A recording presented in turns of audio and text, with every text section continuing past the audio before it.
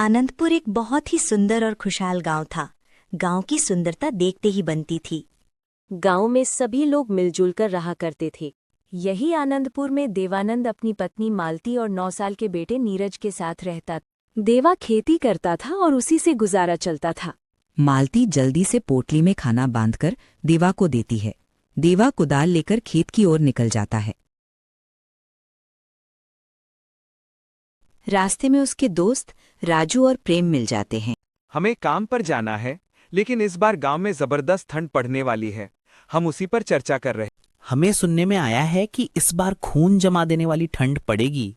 तुम्हें याद है, पिछले साल 6 लोगों की ठंड से मौत हुई थी। इस बार तो उससे भी ज्यादा भयंकर ठंड। अरे अभी तो मैं भी नहीं जानता इसका क्या उपाय है, पर सोचा जाएगा। अभी मैं खेत जा रहा हूँ, बहुत काम है और देर हो चुकी है। देवा आगे बढ़ जाता।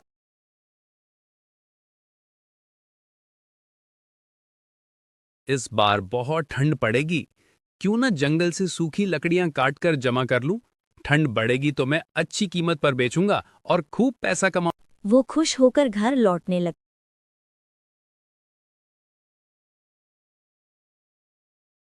अजी, आज आप खेत से जल्दी लौट आए, कोई दिक्कत?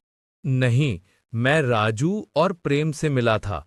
उन्होंने बताया कि बहुत ठंड पड़ेगी, इसलिए मैं जंगल से सूखी लकड़ियां काटकर जमा करूंगा और ठंड में बेचकर पैसा कमाऊंगा। बात तो सही है। मानना पड़ेगा देवा, आपका दिमाग बहुत तेज चलता है। हाँ, और ध्यान रहे ये बात किसी को मत बताना, वरना सब योजना खराब हो जाएगी। अरे मैं किसी को कुछ नहीं बताऊंगी। दोनों हंसते हैं। देवा कुल्हाड़ी लेकर जंगल की ओर निकल।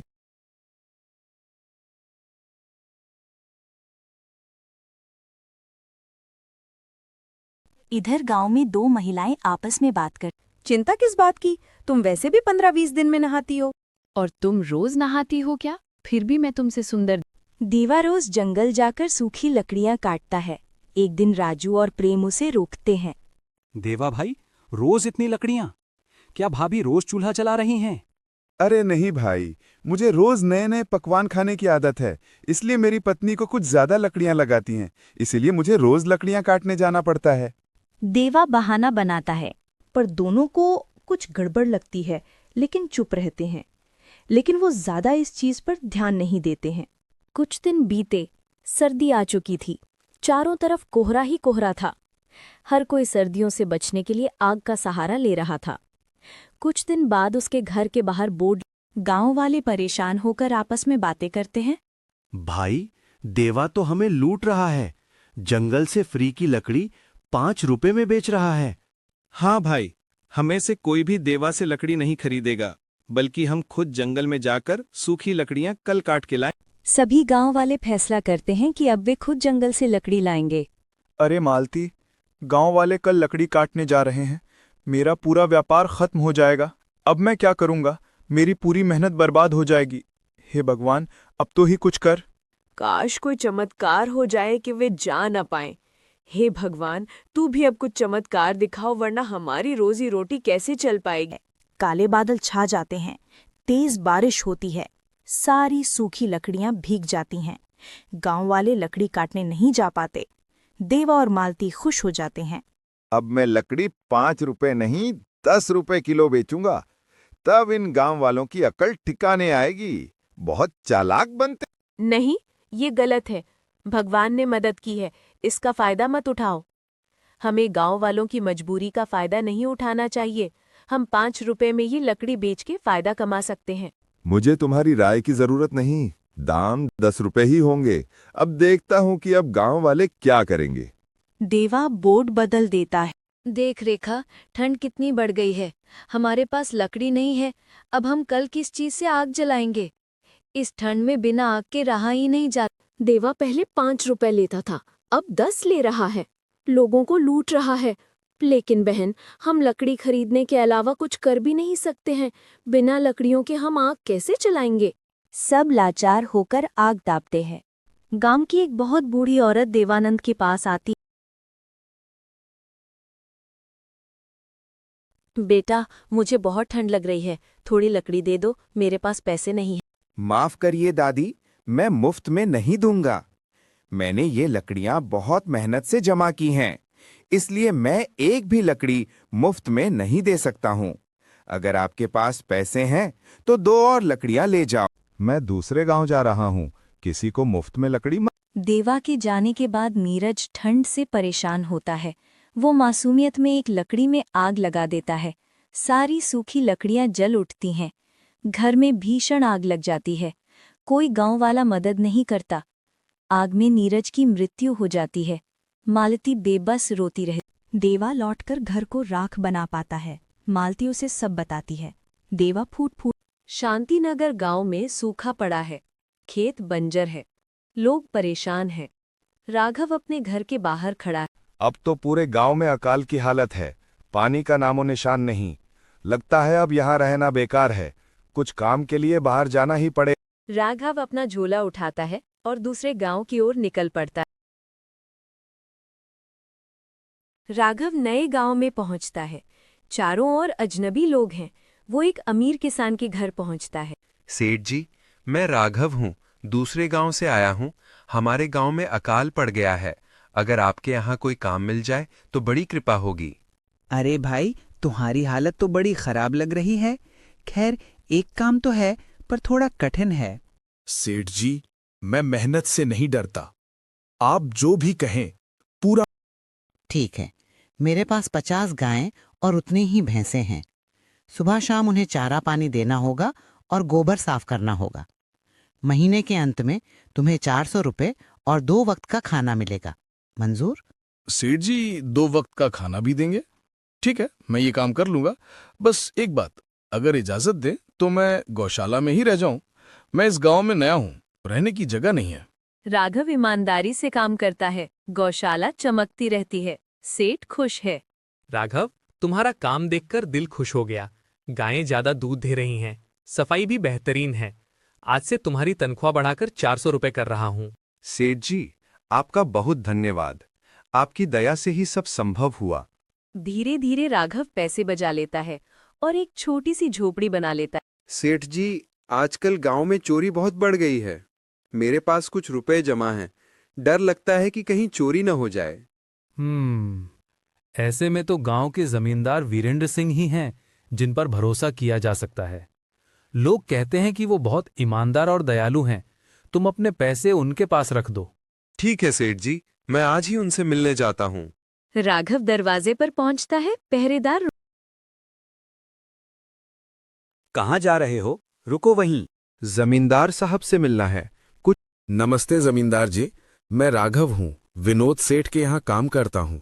मैंने मेहनत से कुछ पैसे बचाए हैं और गांव में चोरी बढ़ गई है, इसलिए चाहता हूँ कि पैसे कुछ दिन आपके पास रख दूं। कितने पैसे हैं तुम्हारे? लगभग 5,800 रुपए बहुत मेहनत से जमा किए हैं। अच्छा, चिंता मत करो, तुम्हारे पैसे मेरे पास बिल्कुल सुरक्षित रहेंगे। धन्यवाद जमींदार जी, अब चैन से रह पाऊंगा।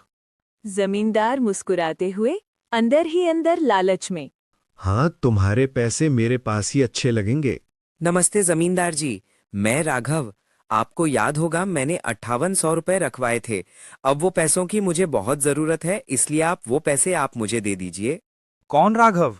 कौन से पैसे? मेरे पास तो ऐसे बहुत लोग आते हैं। कोई रसीद है तुम्हारे? क्या? मैंने तो आप पर भरोसा करके रखे थे। कोई कागज नहीं लिया, बस आपके शब्दों पर विश्वास। फिर तो माफ करना भाई, मैं बिना कागज कुछ नहीं मानता। लगता है तुम झूठ बोल रहे हो। वो अपने नौकरों को बुलाता है और राघव को पीटने का आदेश देता है। राघव बेहोश होकर घर लौटता है। विनोद सेठ राघव के घर पहुंचता है। राघव भाई, तुम 2 दिन से काम पर नहीं आए, क्या हुआ? सेठ जी, जमींदार वीरेंद्र सिंह ने मेरे पैसे नहीं लौटाए, उल्टा मुझे मार पीट कर निकाल। क्या? मैंने तो सोचा था वो ईमानदार है। गलती मेरी थी जो मैंने तुम्हें उसके पास भेजा। पर चिंता मत करो, मेरे पास एक तरकीब है। विनोद सेठ उसके कान में प्लान बताता है। विनोद सेठ बहुत सारे पैसे लेकर जमींदार के घर जाता है। नमस्ते वीरेंद्र जी, मैं कुछ महीनों के लिए दूसरे राज्य जा रहा हूँ। सोचा आपके पास 50,000 रुपए रखवा दूं, चोरी का डर। अरे सेठ जी, आपके पैसे मेरे पास पूरी तरह सुरक्षित रहेंगे। आप बिल्कुल भी चिंता मत करो। तभी राघव अंदर आता है। अरे राघव, अच्छा हुआ तुम आ गए। पिछले बार पहचान नहीं पाया था, माफ करना। ये लो तुम्हारे पैसे, और मेरे लोगों की हरकत के लिए भी माफ। राघव पैसे लेता है और बिना कुछ बोले चला जाता है। वाह जमींदार जी, आप तो बहुत ईमानदार निकले। अब मैं अपने पैसे रखवा सकता हूँ निश्चिंत होकर। तभी विनोद सेठ का नौकर भागता हुआ आता है। मालिक, अब आपको बाहर जाने की जरूरत नहीं, व्यापारी खुद गांव आ रहे हैं। अरे ये तो बढ़िया हुआ, अब पैसे रखवाने की जरूरत नहीं है। धन्यवाद जमींदार जी, अगली बार जरूर आऊंगा। सेठ अपने पैसे लेकर चला जाता है। जमींदार का चेहरा उतर जाता है। राघव, मेहनत और ईमानदारी की कमाई कभी बेकार नहीं जाती। जो धोखा देते हैं उनका अंत हमेशा बुरा होता है। प्रतापगढ़ का एक छोटा सा गांव मालपुर। इस गांव का नाम सुनकर लोगों के चेहरे पर एक अनजाना सा डर भराता था। पिछले एक हफ्ते से यहां मूसलाधार बारिश हो रही थी। इस गांव की सबसे बड़ी समस्या थी बिजली की। शाम होते ही हर घर में सिर्फ लालटेन और मोमबत्तियों की टिमटिमाती रोशनियां दिखाई देती थीं। शाम का समय था और कुछ गांव वाले भोला की चाय की टपरी पर बैठे हुए थे। चाय की गर्माहट और दोस्तों की गपशप ने बारिश के ठंडे माहौल को खुशनुमा बना दिया था। उनकी हंसी के बीच आसमान में काले बादल और भी घने हो गए।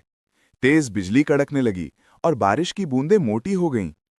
तभी भीड़ से दयाल काका दिखाई दिए, जो बारिश में पूरी तरह भीगे हुए थे। अरे ओ दयाल काका, इतनी तेज बारिश में कहां से आ रहे हो? यहाँ आकर हमारे साथ बैठो, चाय पियो, नहीं तो इस बारिश में बीमार पड़ जाओगे। अरे बेटा, सब ठीक है। मैं तो शहर गया था एक जरूरी काम से, पर काम तो हुआ ही नहीं, और ऊपर से ये बारिश ने हाल और खराब कर दिए। रास्ते भर पानी ही पानी था, चलना भी मुश्किल हो गया था। हाँ दयाल काका, इस बारिश से तो हम भी परेशान हैं, लेकिन इस बारिश में आपकी कहानी सुनने में जो आनंद है वो और कहीं नहीं। और जब दोस्त पास बैठे हों, बातें करते करते हंसी ठिठोली हो रही हो, तो लगता है जिंदगी का असली स्वाद यही है। और इसी बहाने हमें अपनी कहानियां भी सुना देना। आपकी कहानियां सुनने में बहुत मजा आता है। ठीक है, तुम लोग कहते हो तो रुक जाता हूं, पर याद रखना, मैं जो किस्से सुनाता हूं ना, वो महज कहानी नहीं, मेरे जीते जागते सच का हिस्सा है। ऐसा सच जिसे सुनकर रात को अकेले चलते वक्त तुम्हारी परछाई भी तुम्हें अजनबी लगेगी। काका, मान लिया, सब सच है। अब तो आ जाओ। ठीक है, आज मैं तुम्हें एक ऐसी दास्तान सुनाने वाला हूं जो कुछ समय पहले मेरी अपनी आंखों के सामने घटी थी। भोला, मेरे लिए जरा कड़क चाय ले आ, आज रात नींद नहीं आएगी। ये किस्सा उस दौर का है जब मैं करीब 30 बरस का जवान था। रात का समय था, गुप अंधेरी और डरावनी रात।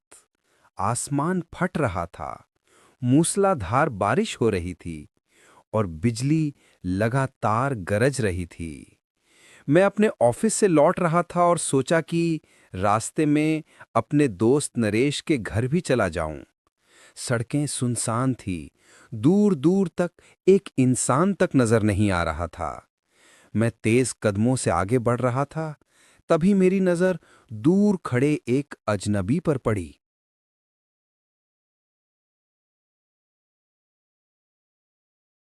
मैं उसके पास गया और पूछा, भाई इतनी बारिश में यहाँ क्यों खड़े हो?